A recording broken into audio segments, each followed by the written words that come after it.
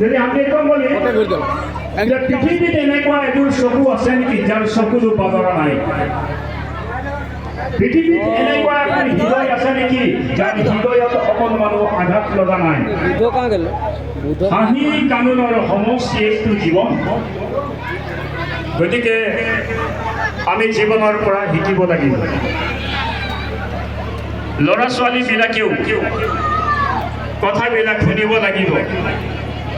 যেতিয়া কৈকেয়ীয়ে দশৰথৰ পৰা বৰ বিচাৰিছিল, তাৰ আগতে কিন্তু ৰামচন্দ্ৰৰ ৰজা হোৱাৰ প্ৰক্ৰিয়াটো সম্পূৰ্ণ হৈ উঠিছিল যে তেওঁ ৰজা হ'ব দুদিনমানৰ পাছত। কিন্তু কৈকেয়ীয়ে বৰ বিচাৰিলে দশৰথক যে ৰামচন্দ্ৰ বনবাস যাব লাগিব আৰু ভৰত ৰজা হ'ব। বাপেকে ৰামচন্দ্ৰক ক'লে যে তুমি 14 বৰ্ষ বনবাস যাব লাগিব। ৰামচন্দ্ৰই কিন্তু আপত্তি কৰা নাছিল আৰু বনলৈ গৈছিল। তাত আমি কি কাহিনী পাওঁ?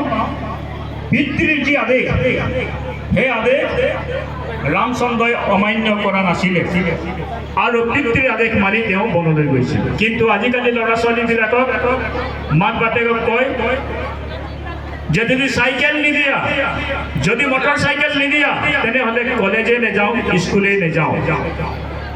মাক দেউতাকৰ কথা নুশুনে।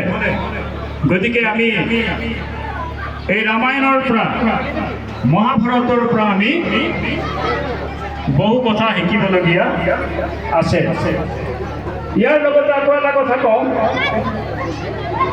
যে আমি যদি কওঁ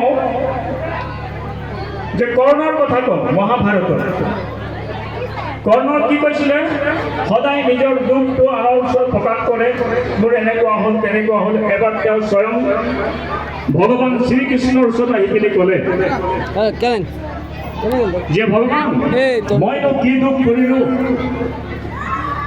মই জন্ম হোৱাৰ পিছতে মোৰ মাতৃয়ে মোক ত্যাগ কৰিল। যেতিয়া অকণমান ডাঙৰ হ'ব তেতিয়া মই শিক্ষা গ্ৰহণ কৰিব বিচাৰিলোঁ।